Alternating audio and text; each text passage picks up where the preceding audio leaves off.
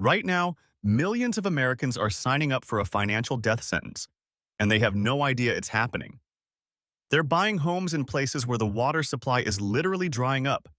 Not in 5 years, not in 10 years. Today. And when the market figures it out, these properties could become worthless overnight. Listen, we all hear about interest rates and inflation. Those numbers are everywhere.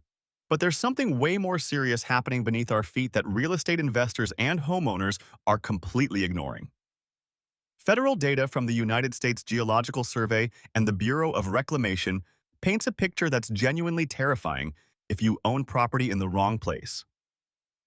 I'm talking about groundwater collapse, aquifer depletion, rivers running dry.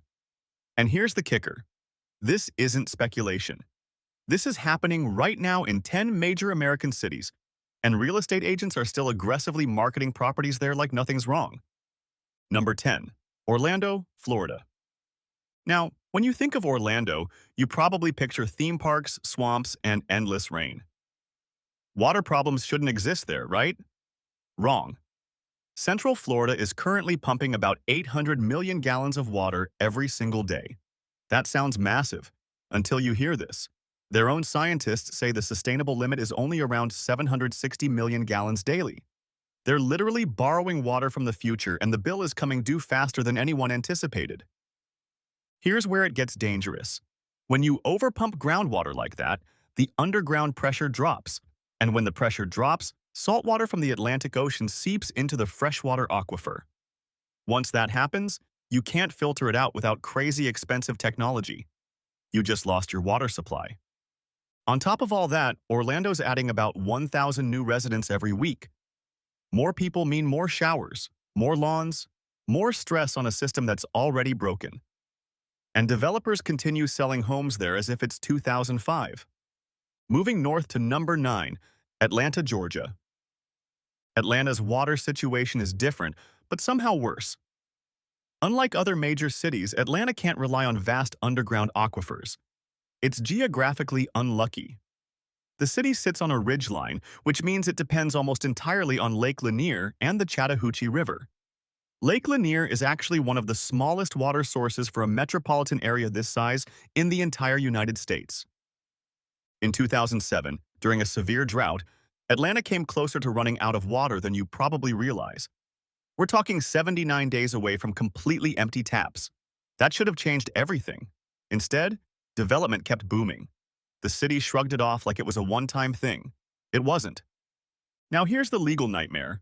Florida and Alabama have actually sued Georgia multiple times over water rights.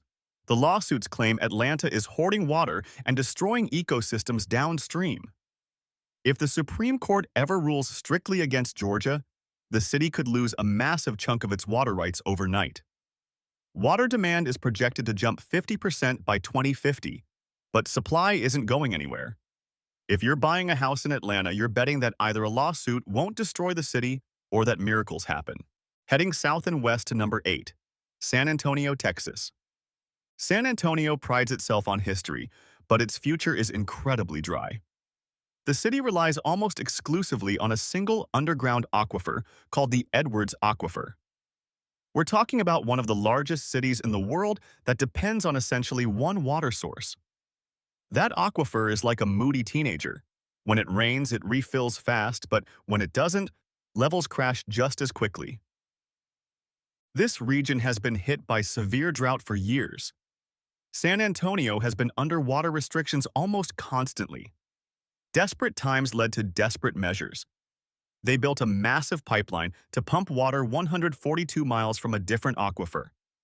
Cost residents billions of dollars. But here's the truth. It's just a band-aid on a gaping wound. The Texas Water Development Board projects that the state's population will grow by more than 70% over the next 50 years, but water supplies will actually decrease by about 18%.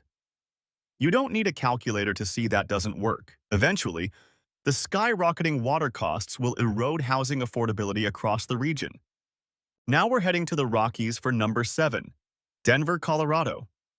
People move to Denver for the mountains and the outdoor lifestyle. They don't realize they're moving to the center of a historic water crisis. Denver gets about half its water from the Colorado River Basin. The Colorado River supplies water to 40 million people across 7 states. And here's the catastrophic part. Flows have dropped 20% over the last century due to climate change. This is a river that's dying. Scientists have called it a mega-drought, the worst conditions in 1,200 years. Denver Water knows the crisis is real and has been fighting legal battles to secure more rights. But those battles are expensive, and Denver's likely to lose. The city faces mandatory cuts that could fundamentally change daily life.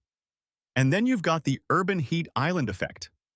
All that asphalt and concrete evaporates moisture even faster. Buying a home in a city that depends on a dying river? That's not just risky, that's gambling with your entire net worth. Let's head to the Great Basin for number 6, Salt Lake City, Utah. This is where things get genuinely scary. The Great Salt Lake has shrunk by nearly 70% since the 1980s. Satellite imagery from NASA shows the shoreline receding at a terrifying pace. But here's what makes this an existential threat. The lakebed contains high concentrations of arsenic, mercury, and other toxic heavy metals that have accumulated over centuries. As the water dries up, that toxic sediment becomes fine dust. Windstorms can pick up this poison and blow it directly into the lungs of millions of residents in the Salt Lake Valley. Scientists warn this could become a public health catastrophe similar to what happened at Owens Lake in California, but on a much larger scale. A BYU study suggested the lake could effectively disappear within 5 years if conservation measures aren't implemented immediately. Think about property values when the air becomes toxic and the water runs out. They don't just dip, they collapse completely. Moving south to the agricultural heartland for number 5, Fresno, California. Fresno is ground zero for one of the most disturbing geological phenomena happening in America right now. Because surface water in the Sierra Nevada became unreliable due to drought, farmers in cities began pumping groundwater more aggressively. Here's what nobody talks about. When you drain an aquifer that fast, the land physically sinks. It's called subsidence, and it's happening faster in Fresno than almost anywhere else on Earth. In some parts of the San Joaquin Valley near Fresno, the ground has sunk more than 28 feet over the last century. This destroys infrastructure. Bridges crack, canals buckle, well casings stick out of the ground because the earth around them has collapsed. Here's the permanent damage part. When the earth collapses, it permanently reduces the aquifer's capacity to hold water in the future. It's like crushing a soda can. You can never fill it with the same amount of liquid again. The Sustainable Groundwater Management Act is forcing huge cuts in pumping, which means thousands of acres of farmland will go dry. When the agricultural economy dries up, the housing market in Fresno, which relies on that economy, faces complete collapse, both economically and physically. Into the high desert for number 4, Albuquerque, New Mexico. Albuquerque is stunning, but it's living on borrowed time. The city thought it was sitting on an aquifer as large as Lake Superior. Developers used that as a selling point for decades. Then in the 1990s, the United States Geological Survey dropped a bombshell. The aquifer was much smaller and much less connected than anyone thought. We'd been overestimating the water supply for decades. To offset the shortage, the city now relies heavily on the San Juan Chama project, which diverts water from the Colorado River Basin. But remember, the Colorado River is failing. Studies predict temperatures in New Mexico will rise significantly, leading to more evaporation and less snowpack recharge. The city is trapped between a shrinking aquifer and a drying river with nowhere else to turn. We're heading to the coast for number 3, Los Angeles, California. LA built its entire empire on imported water. The city has 3 main arteries keeping it alive: the Los Angeles Aqueduct from the Owens Valley, the Colorado River Aqueduct, and the State Water Project from Northern California. Here's the problem. All 3 sources are in crisis simultaneously. That's a perfect storm. Environmental regulations are cutting flows from the north to protect endangered fish. The Owens Valley has been drained completely, causing dust storms and ongoing lawsuits. The Colorado River is in shortage. The Metropolitan Water District of Southern California recently declared a water shortage emergency, requiring millions of residents to limit outdoor watering to 1 day a week. Historically, civilizations that can't feed themselves water don't last. Real estate in Los Angeles is already incredibly expensive, which means the financial risk here is absolutely astronomical. Back to the desert for number 2, Las Vegas, Nevada. Las Vegas gets 90% of its water from Lake Mead. I pulled the latest water level charts, and they're terrifying. The lake has dropped to historically low levels. The intake valves are literally exposed. They used to be deep underwater. The Southern Nevada Water Authority had to spend nearly $1.5 billion just to build a third straw at the very bottom of the lake to ensure they can still pump water out if levels drop further. This is literally the definition of living on the edge.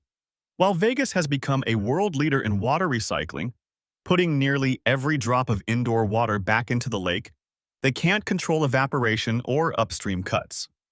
If Lake Mead drops to dead pool status, Vegas effectively becomes an island without a lifeline.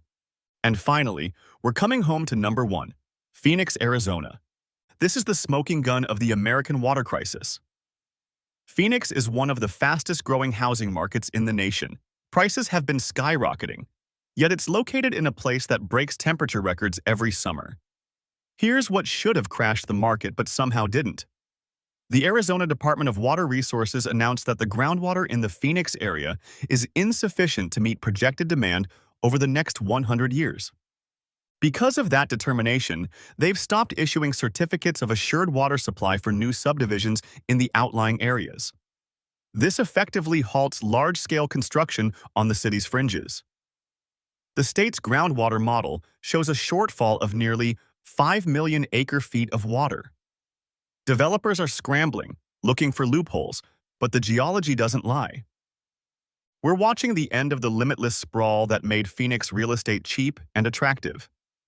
If you buy a home on the outskirts of Phoenix today, you might be relying on hauled water or a drying well in a decade. These aren't worst-case scenarios. This is happening right now. If you're thinking about buying in any of these markets, you need to see this before you sign. Subscribe to Housing IQ for the real data, and drop a comment. Which one concerns you most?